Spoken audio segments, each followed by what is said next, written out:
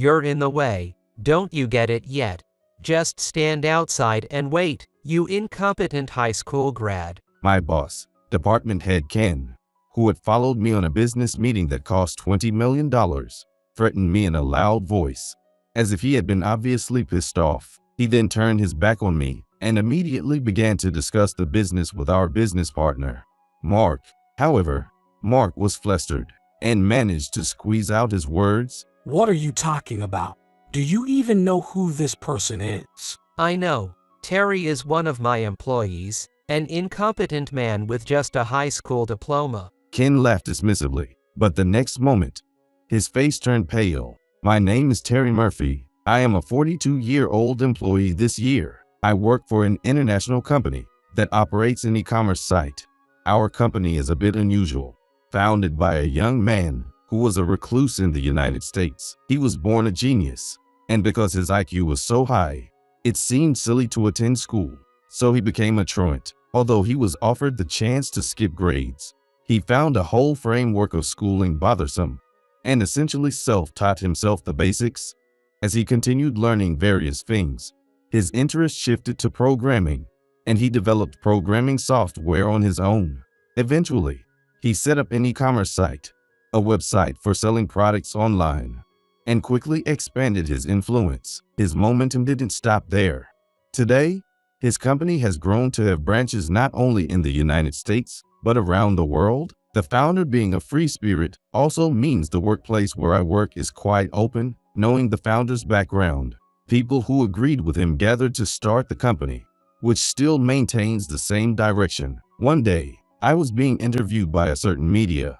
An economic web magazine approached me for an interview, featuring me as a corporate person working at a currently thriving company in the US. So, Terry, your final educational background is really just high school? Yes, that would be correct. The journalist looked surprised and wide-eyed as I nodded honestly. The US still places a strong emphasis on educational background. I'm used to being reacted to this way about having just a high school diploma, but it seems my way of life is indeed different from others. I know it's rude to say this, but you have a rather unique career background. Sorry to ask, but is it common in companies that run e-commerce sites to work like you do? No, it's unique to our company. As you can see from our founder's background, we have an environment that doesn't mind accepting unusual employees like me. I started working at this company 5 years ago. I was noticed for my previous work experience and job content, and was asked to join the company. For me, no matter how large the company grows, I love the spirit of freedom that emphasizes individuality, skills over years of service, or educational background. Thanks to this company culture, I have been able to work freely since joining. We value employee autonomy, so we're not bound by power dynamics or hierarchical relationships. And none of us here, including myself, care about such things, especially since many employees have backgrounds similar to the founder.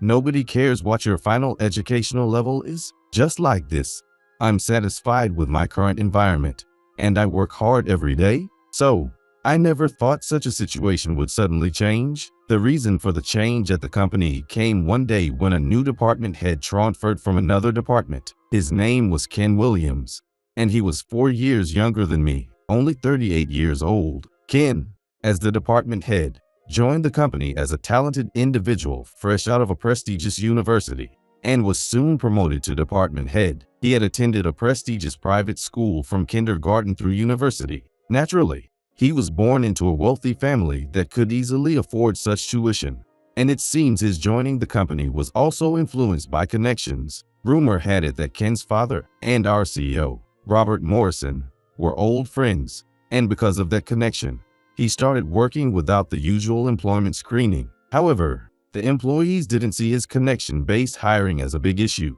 This was because CEO Robert is known for being caring and valuing his employees, a person who understands the ethos of our company very well. We, the employees, trusted our CEO wouldn't allow a mere connection-based hiring without good reason. We thought that Ken, just because he started with a connection to the CEO, must be someone promising, but our expectations were quickly shattered. The Ken who appeared before us had a rather troublesome personality. From the day he made his introductory remarks, he began boasting about his educational background to us, the employees. More importantly, his work attitude was poor, and he would reluctantly handle even simple document preparation with a frown. Moreover, he regularly looked down on employees who graduated from less prestigious universities, calling them common citizens, and referred to those with only a high school diploma as outliers. You know, people aren't born equal.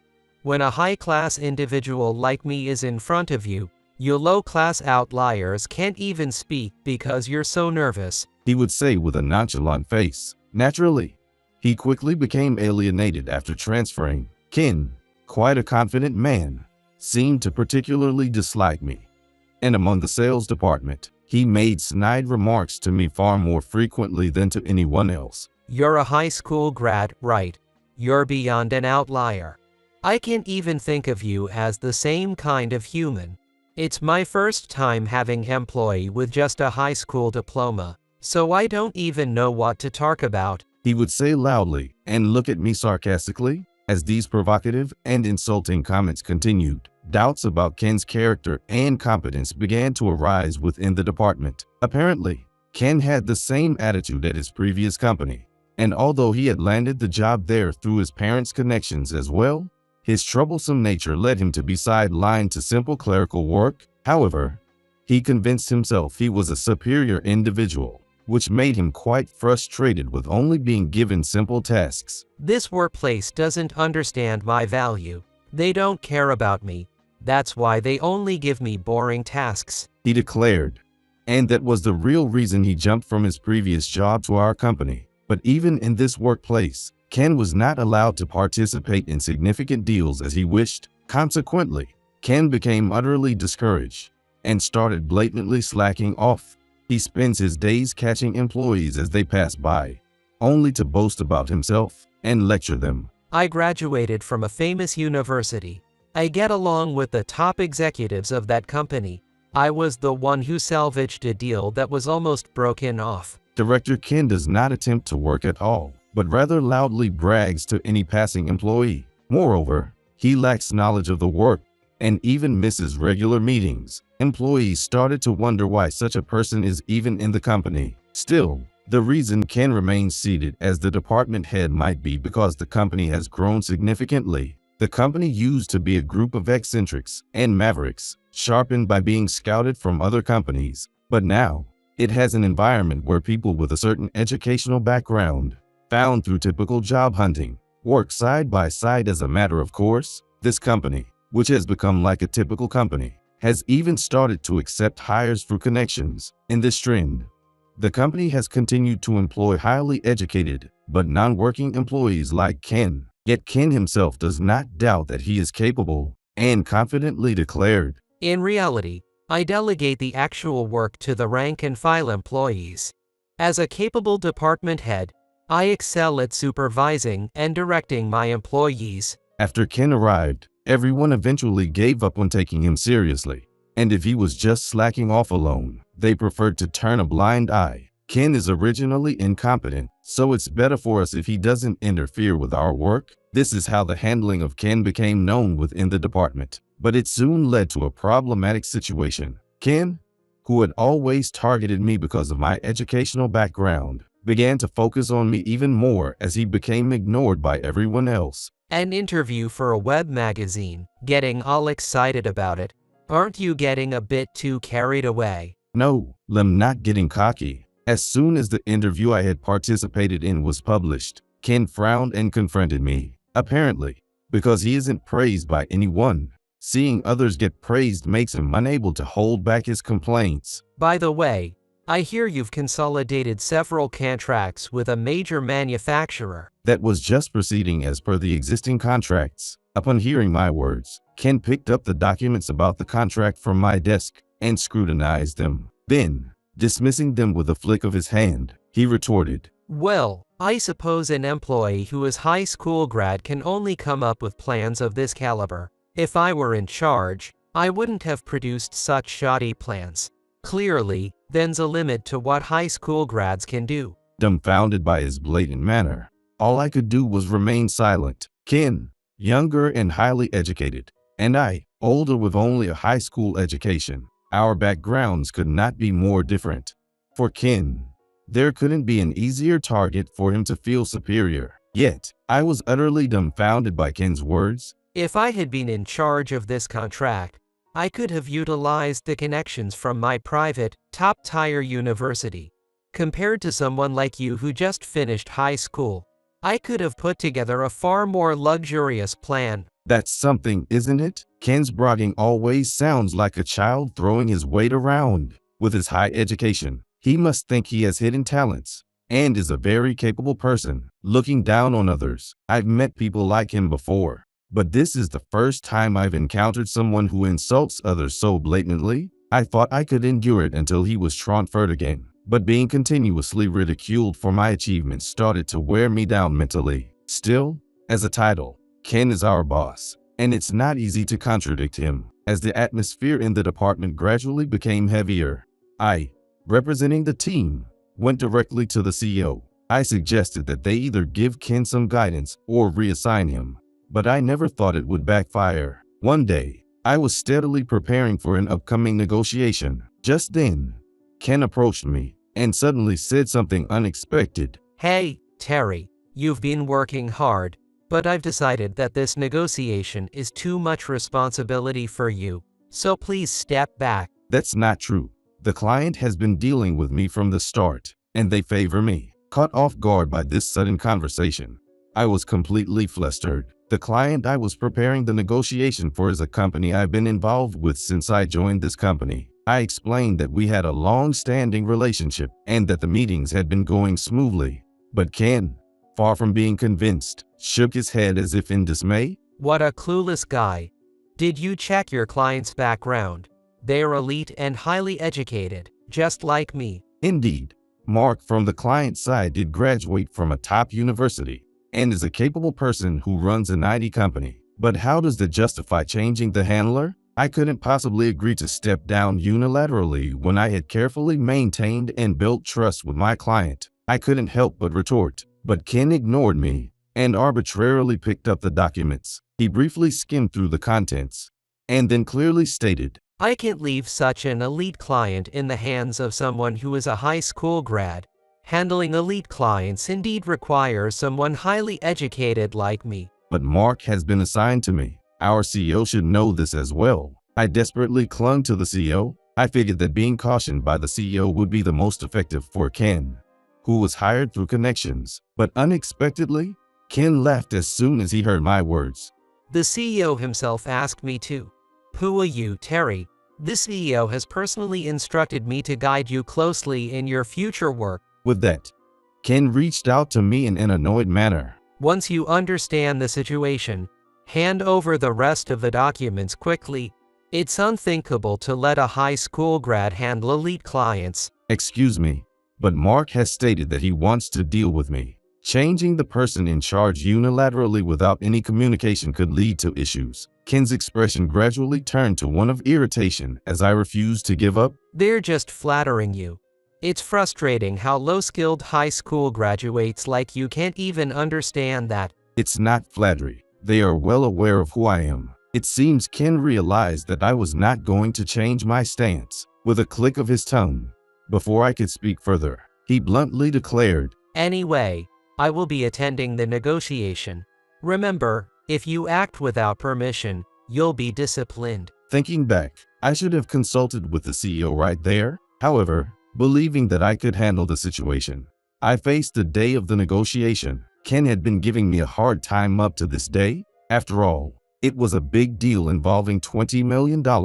Perhaps desperate for recognition, Ken did everything to sabotage and insisted on handling the negotiation alone. Somehow, I managed to accompany him, and he seemed quite excited about the big transaction ahead. At the client's office, Mark, the contact person, was already waiting for us, greeting us with a smile. Mark is a prodigy who graduated from a prestigious American university before studying abroad at an even more prestigious institution in England. After graduating, he got involved in managing a company in America and is currently expanding his business in collaboration with our company. Thank you for coming today. Thank you for your continued support. Mark, although a president, has a friendly and bright personality and takes the lead in creating a relaxed atmosphere even in critical business discussions.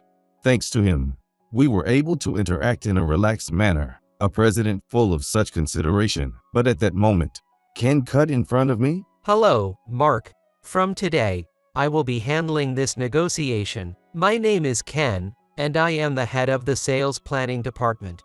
Terry has been in charge until now, and I apologize if he has caused you any inconvenience. Without even looking at the puzzled Mark, Ken immediately spread out his materials and wanted to start the negotiation. Mark sent me a surprised look, but I couldn't call out Ken in this situation, resigning myself to the fact that the negotiation was about to begin.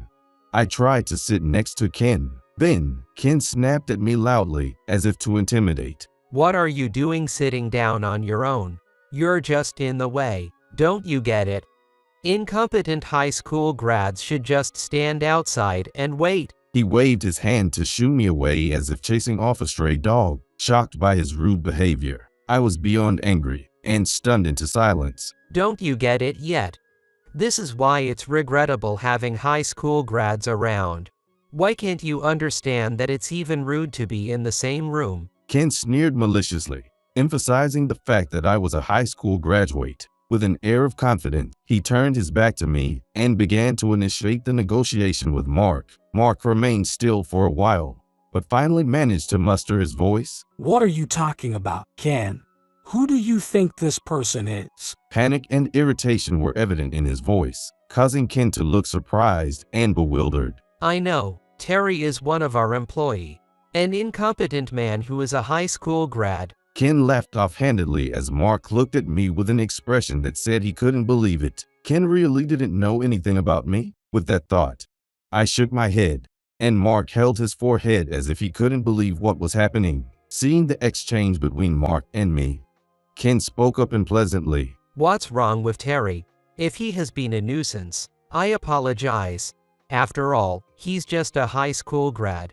It's truly regrettable how he infiltrated our company. No, he is. Mark, as if he couldn't take it anymore, tried to silence Ken, but Ken, now completely riled up, began to flatter Mark. By contrast, I graduated from a famous top university. While I can't match Mark's brilliant career, rest assured that I will handle the discussions from now on. As Ken spoke, it almost felt like the temperature in the room was dropping, but he seemed oblivious, continuing to force the conversation while smiling smugly, trying to secure the $20 million deal for himself. That incompetent high school graduate probably didn't explain things adequately, so let me clarify things for you. Understood. Mark nodded gravely, and Ken smiled triumphantly, thinking he had succeeded. But the next moment, it was Mark who changed the course of the conversation. Excuse me, Ken. It's clear you know absolutely nothing about Terry.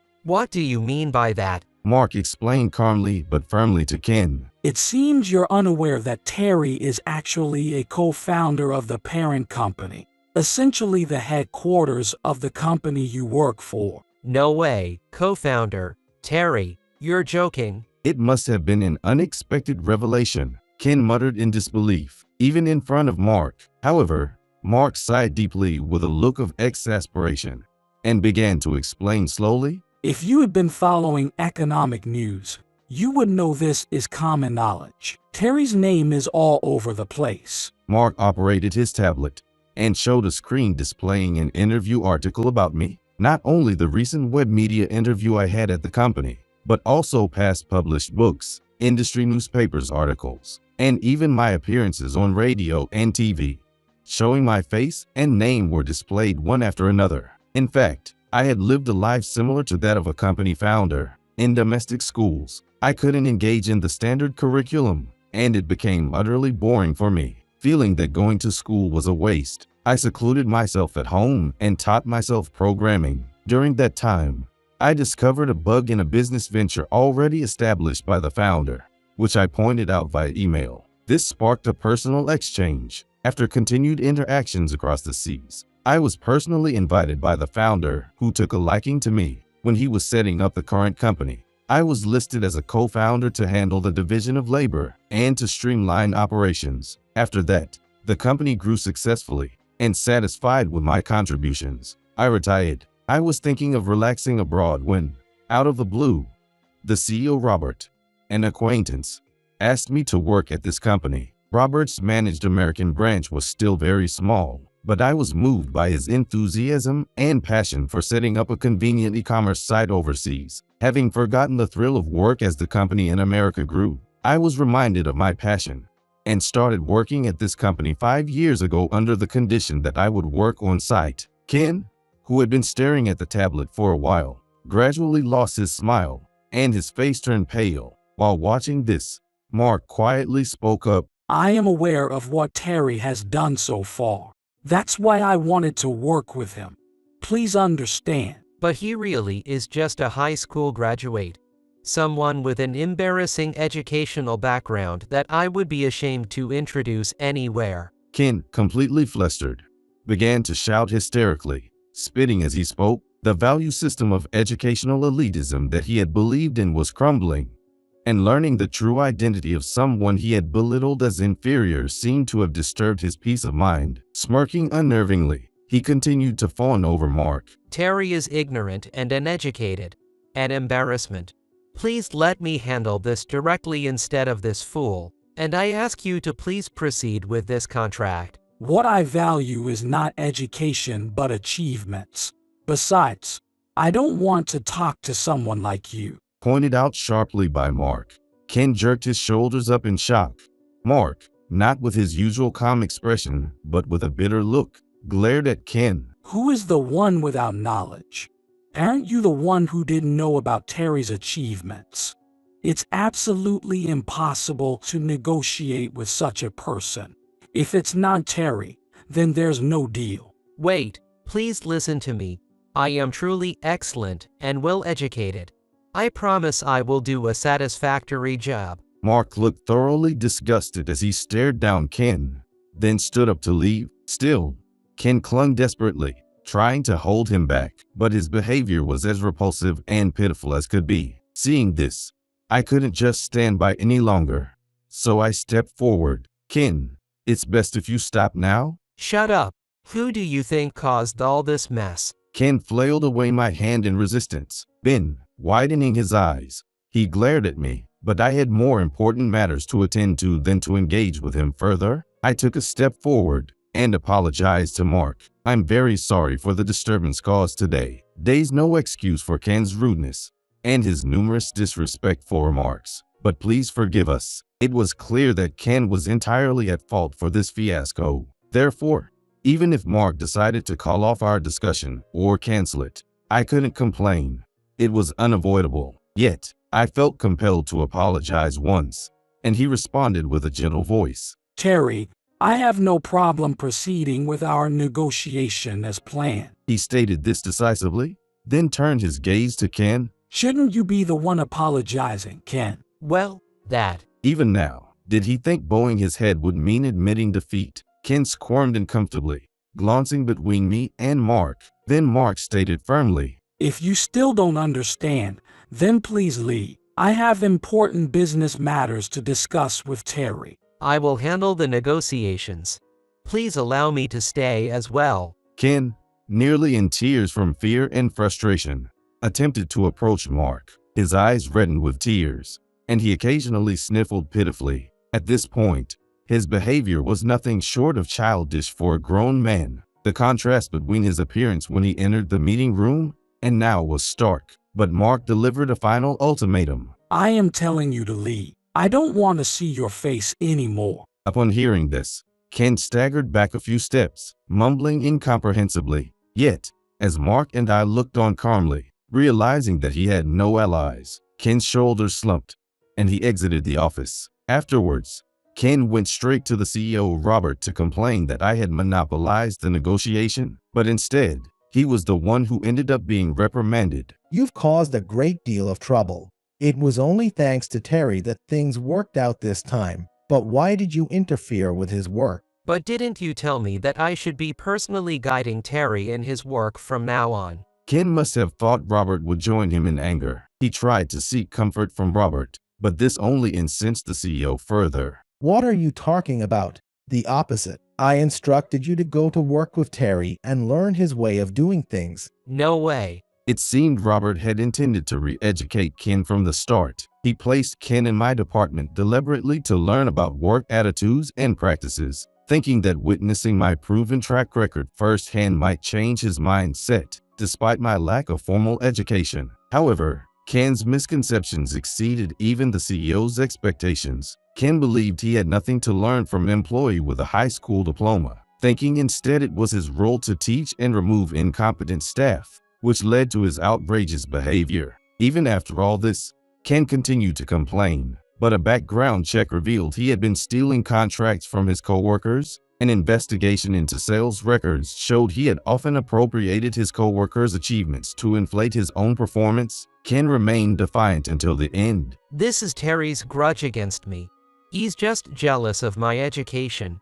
He's ruined my life. Clearly, it was a case of reaping what he sowed. Later, Ken was transferred to a foreign branch by Robert, to a country where even English was not commonly spoken. Before departing, Ken resigned voluntarily. Since then, he tried changing jobs multiple times, but never lasted long anywhere. Now, he works at a demanding construction site, surrounded by robust colleagues who care little about academic credentials. Ken is ridiculed daily, but works nonetheless because he needs to make a living. As for me, after the successful $20 million deal with Mark, I was promoted to department head and now lead the sales department. I had once stepped away from corporate life, considering a peaceful retirement, but I'm glad I didn't. Now, I'm living a fulfilling life surrounded by coworkers who admire me, Robert who relies on me, and clients who trust me with their business. Though I had retired fully satisfied, it seems there are still new challenges ahead for me. I'm excited to continue leveraging my skills and working hard alongside my company colleagues.